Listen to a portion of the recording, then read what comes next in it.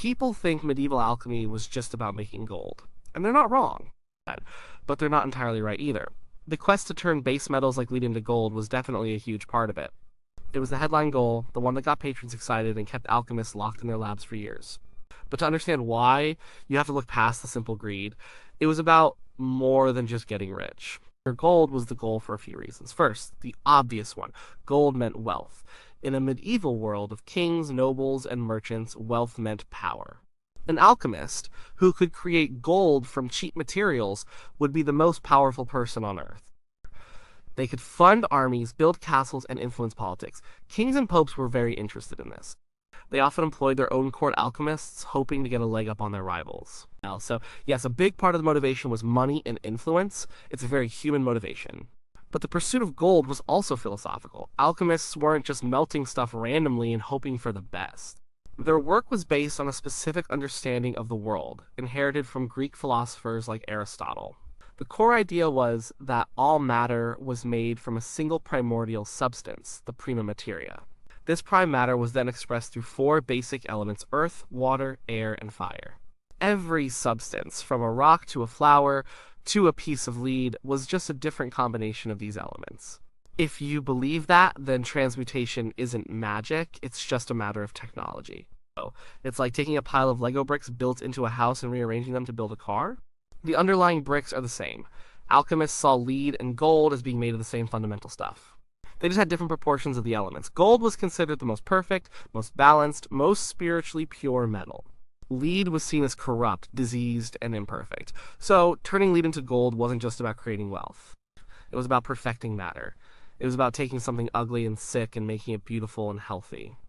It was a process of purification. The alchemist was like a doctor for the metals. They were trying to heal the sick lead and help it achieve its true perfect form, which was gold. This act of perfection was seen as a major scientific and philosophical achievement. It would prove their theories about the universe were correct. It would show that humanity could understand and even assist in the work of God or nature. This idea of perfection is the key to understanding everything else they were trying to do. The work wasn't just about changing a metal's color from gray to yellow, it was about imposing a higher order on the chaos of the material world. They believed that everything in the universe was striving for this state of perfection. The gold was simply the physical manifestation of that perfection in the mineral kingdom. The alchemist's laboratory, or Athenor, was a microcosm of the universe. The fire in the furnace mirrored the sun, providing the essential heat for transformation. The sealed glass vessels represented the womb, where new life was gestated. Every step of the process was slow, deliberate, and full of symbolic meaning. They weren't just technicians, they saw themselves as artists and philosophers of nature.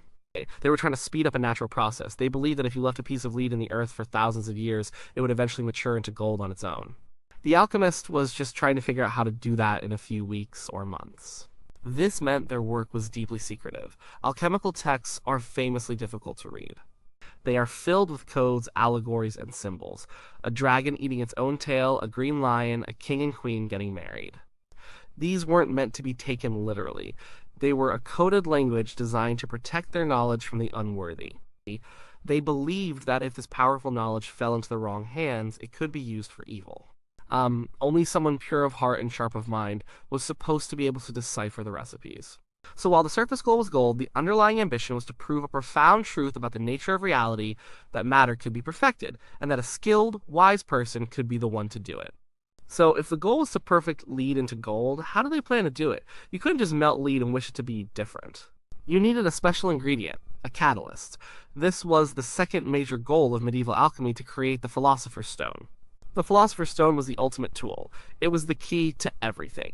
It wasn't necessarily a stone like a pebble you'd find on the ground. It was described in many ways. Sometimes it was a reddish powder, sometimes a waxy substance, sometimes a heavy, glassy material. Its physical form wasn't as important as its function. Its purpose was to be the agent of perfection. The idea was that a tiny amount of the Philosopher's Stone, when added to a molten base metal, would instantly transmute the entire batch into pure gold. It wouldn't just be a coating or a trick. It would be a fundamental transformation of the metal's very nature. The stone worked by having the perfect balance of the four elements. It was matter in its most perfected, most potent form. When it touched an imperfect substance like lead, it would rearrange its elements into that same perfect balance, turning it into gold. Creating the stone was the alchemist's life's work. This was the great work, or the magnum opus. It was an incredibly long and difficult process, said to take years of patient, careful work. The alchemist had to start with a specific raw material, the prima materia, but nobody could agree on what that was. Some said it was a common substance everyone overlooked, like dew or dirt. Others thought it was a more exotic material, like mercury or antimony. Once the starting material was chosen, it had to undergo a series of stages inside a sealed vessel called a hermetic flask. These stages were often described by color changes. The first stage was the nigredo, or the blackening. The material would be heated and putrefy, turning into a black, chaotic mess. This represented death, decay, and the breaking down of the old form. It was a necessary first step. You had to destroy the substance before you could rebuild it in a more perfect way. The next stage was the albedo, or the whitening. After the black stage, the material was carefully washed and purified, eventually becoming a brilliant white substance. This represented resurrection and purification. The old, corrupt form was gone, and a new, clean slate was ready. Then came the citronitis, or the yellowing. This was an intermediate stage, often compared to the dawn, where the white substance started to gain color and power. It was the transition toward the final perfection. The final stage was the rubedo, or the reddening. This was the culmination of the great work. The substance would turn a deep, ruby red. This was the Philosopher's Stone. It was now stable, powerful, and ready to be used. This red stone was believed to hold the power of the sun, the essence of life and perfection. The creation of the Philosopher's Stone was more than just a chemical recipe. It was a monumental undertaking that required incredible skill, patience, and resources. The alchemists needed a dedicated laboratory with specialized equipment. Furnaces had to be kept at a constant temperature for months on end. This was extremely difficult with medieval technology. A single mistake, a moment of inattention, or a crack in a flask could ruin years of work. Beyond the technical challenges, there was a spiritual component. Many alchemists believed that the alchemist's own state of mind and soul was crucial to the process. You couldn't be a greedy, impatient person and expect to succeed. You had to be pious, humble, and dedicated. The work in the lab was a form of meditation. As you purified the material in the flask, you were also purifying yourself. We'll get more into that later, but it's important to understand that the stone wasn't just some chemical you could cook up. It was the physical manifestation of a successful spiritual and scientific journey. So the search for the Philosopher's Stone was the practical goal that sat behind the headline goal of making gold. Gold was the proof that the stone worked, but the stone itself was the real prize. It was a substance that held the secret of perfection, and its power wasn't limited to just metals. Alchemists believed it could perfect other things too, including the most complex and precious thing of all, the human body. The power of the Philosopher's Stone wasn't just for making people rich, it was also for making them healthy. This leads to the third major goal of medieval alchemy, the creation of the Elixir of Life. Often, the Philosopher's Stone and the Elixir of Life were seen as two sides of the same coin. The stone was the solid form used for transmuting metals. The elixir was the liquid form, made by dissolving the stone in a special solvent like purified wine or alcohol. If the stone could perfect metals, it stood to reason that its liquid form could perfect the human body. And what did a perfected human body look like? It was a body free from disease, decay, and ultimately death. The Elixir of Life was, in essence, a quest for immortality, or at least for a radically extended lifespan. You have to remember what life was like in the medieval period. It was often short and brutal. But diseases we now cure with simple antibiotics could be a death sentence. The plague, smallpox, and countless other illnesses swept through populations. Childbirth was dangerous. A simple infection from a cut could kill you.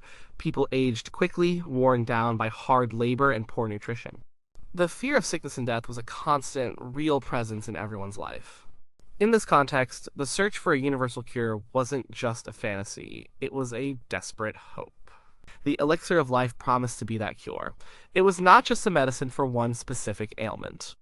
It was a cure for the fundamental ailment of being human mortality itself.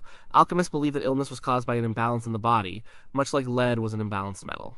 The body, like everything else, was thought to be governed by a system of humors, which were connected to the four elements.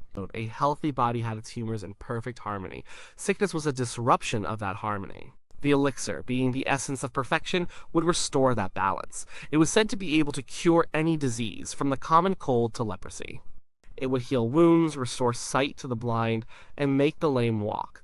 But it went further than that. It could also reverse the aging process. It would make old people young again, smoothing their wrinkles, restoring their strength, and clearing their minds. By taking a small dose of the elixir every day, a person could maintain this state of perfect health indefinitely. They wouldn't age, they wouldn't get sick. They might still be vulnerable to, say, getting hit by a runaway cart, but they would be immune to natural decay. They could live for hundreds, or even thousands, of years. This quest transformed the alchemists from a type of metallurgist into a type of doctor. In fact, many alchemists were also physicians. The famous alchemist Paracelsus, who came a bit after the main medieval period but built on its ideas, was a revolutionary figure in medicine. He argued that the true purpose of alchemy was not to make gold, but to make medicines. This branch of alchemy was sometimes called iatrochemistry, or chemical medicine. They used their laboratory skills, like distillation, to create tinctures and remedies from plants and minerals. They were among the first to systematically explore the chemical properties of substances for medical use. While their overarching theory about an elixir of life was wrong, their experimental approach laid the groundwork for modern pharmacology. The search for the elixir also reveals a deep human desire for control. In a world that often seemed chaotic and governed by unpredictable forces like famine, plague, and war, alchemy offered a path to taking control of one's own destiny. It was a way to fight back against the decay and death that seemed inevitable. Like the Philosopher's Stone, the elixir was shrouded in secrecy and symbolism. The stories about it were legendary. Figures like Nicholas Flamel were rumored to have successfully created the stone and the elixir, achieving immortality and living secretly for centuries. These stories fueled the dreams of other alchemists, making the quest seem not just possible, but attainable. So the alchemist in his lab wasn't just trying to fill his pockets with gold, he was also fighting against the most fundamental human fear. He was trying to conquer death. It was an incredibly ambitious and very personal goal. He was seeking to perfect not just the metals in his crucible, but the very flesh and blood of his own body. This drive to perfect the self, however, didn't stop at the physical. It went much deeper. Here is where the goals of alchemy get a lot more complex, and a lot more profound. We've talked about perfecting metal to make gold and perfecting the body to achieve immortality. But the fourth, and perhaps most important, goal of medieval alchemy was to perfect the human soul. This is the part that is often missed. Alchemy was not just a craft or a proto-science. For many of its most serious practitioners, it was a deeply spiritual discipline. The work in the laboratory was a physical allegory for a spiritual transformation happening within the alchemist. The motto of the alchemist was ora et labora, which means pray and work. The two were inseparable. The idea was that the universe was interconnected, as above, so below. What happened on a small scale in the alchemist's flask mirrored what happened on a large scale in the cosmos, and also on an internal scale within the human spirit. The alchemist couldn't hope to perfect matter in his lab if he himself was not on a path of spiritual perfection. The great work, the magnum opus, was a dual process. It was the purification of the prima materia into the philosopher's stone, and it was the purification of the alchemist's soul into a state of grace or enlightenment. Think back to the stages of the work, the nigredo, the blackening. This wasn't just about the material in the flask turning black and putrefying. It represented the alchemist's confrontation with his own darkness. It was a spiritual death. He had to face his own ego, his sins, his mortality, and the chaotic, unformed parts of his own psyche. And he had to break down his old self, his pride, and his worldly attachments before he could be reborn. This was a dark night of the soul. Then came the albedo, the whitening. Just as the material in the flask was washed and purified, so was the alchemist's soul. This was a stage of cleansing, of achieving a new innocence and purity after the confrontation with darkness. The soul was washed clean of its sins and illusions. It was a spiritual baptism. And finally, the rubedo, the reddening. This represented the final achievement. The creation of the red philosopher's stone in the flask was mirrored by the achievement of enlightenment or divine union in the soul. The alchemist's spirit was now united with God, or with the divine principle of the universe. He had achieved a higher state of consciousness. His soul, like the lead, had been transmuted into spiritual gold. From this perspective, making actual physical gold was almost a side effect. It was the proof that the spiritual transformation had been successful. If you could perfect your own soul, then and only then would you have the wisdom and purity needed to perfect matter. A greedy, impure, or arrogant person would always fail in the great work because their internal state would corrupt the external experiment. The materials wouldn't cooperate. This is why alchemical texts are so full of religious and mythological imagery. They talk about the chemical wedding, the marriage of the Red King Sulfur, the male principle, and the White Queen Mercury, the female principle. This wasn't just a chemical reaction, it was a symbol of the integration of opposites within the alchemist's own soul, the conscious and unconscious, the masculine and feminine, the rational and the intuitive. The successful creation of the stone was the birth of a new whole and perfected self from this union. This spiritual dimension explains the intense secrecy and the coded language. They weren't just protecting a trade secret for making money. They were protecting a sacred path to spiritual enlightenment. They believed that this knowledge was dangerous in the hands of someone who wasn't spiritually ready for it. It would be like giving a divine power to a person full of greed and ego. They would only use it to bring about destruction. So the alchemist was often a solitary figure, part mystic, part philosopher, part craftsman. His lab was his monastery. His work was his prayer. He was engaged in a deep personal quest for self-knowledge and salvation.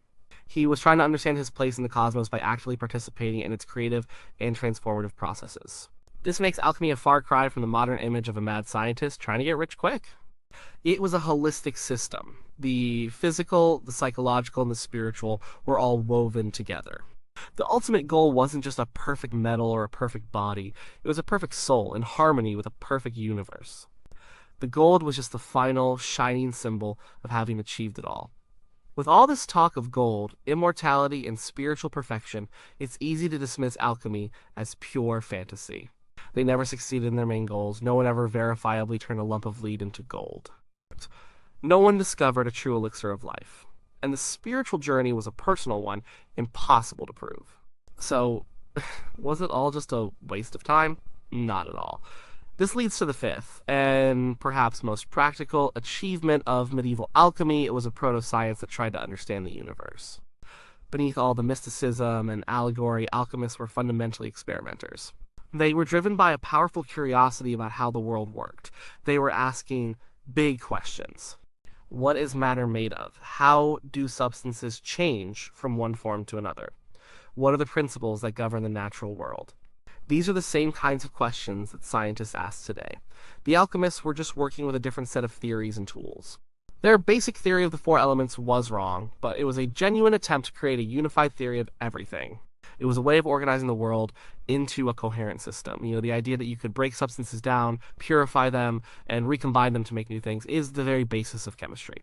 The alchemists were the first people in Europe to approach this task systematically.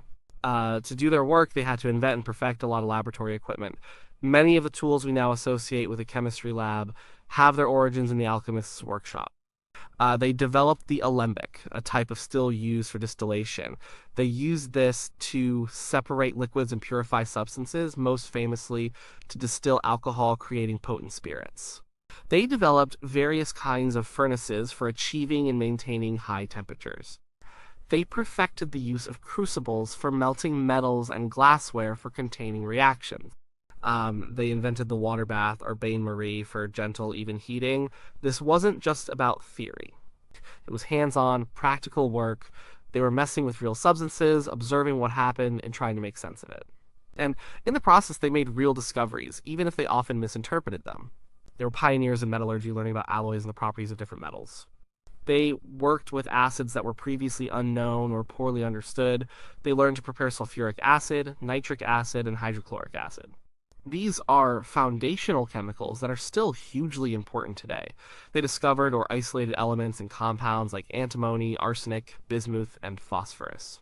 The discovery of phosphorus, for example, came from an alchemist in the 17th century who was trying to extract the spirit from urine, hoping it was part of the prima materia. They developed practical techniques like sublimation, filtration, and crystallization. They were essentially mapping out the world of chemical reactions through trial and error. A medieval alchemist would have known how to make pigments for paint, dyes for cloth, glass, and even gunpowder. Their knowledge was practical and valuable, which is another reason why powerful people kept them around. So, while their central quest was a failure by its own standards, the journey itself was incredibly productive. Alchemy acted as a bridge between ancient Greek philosophy and modern experimental science. It kept the tradition of chemical inquiry alive through the Middle Ages. It fostered a culture of hands-on investigation of the natural world. When the scientific revolution began, it didn't just appear out of nowhere. It was built on the foundations laid by centuries of alchemical experimentation. Early scientists like Robert Boyle and Isaac Newton were both deeply involved in alchemy. They read the old texts and performed the old experiments, but they also started to apply a new, more rigorous and skeptical method. They started to question the old theories and demand better evidence. Robert Boyle's famous book was called The Skeptical Chemist, and it marked a key moment in the transition from alchemy to chemistry. He wasn't rejecting the work of the alchemists entirely, he was building on it and correcting it. In the end, medieval alchemy wasn't one single thing. It was a complex blend of goals. It was a get-rich-quick scheme, it was a search for a miracle cure, it was a path to spiritual enlightenment. And it was a primitive but sincere attempt to understand the fundamental nature of reality. It failed in its most famous ambitions, but in its passionate, often obsessive attempt to perfect the world, it ended up discovering a huge part of it.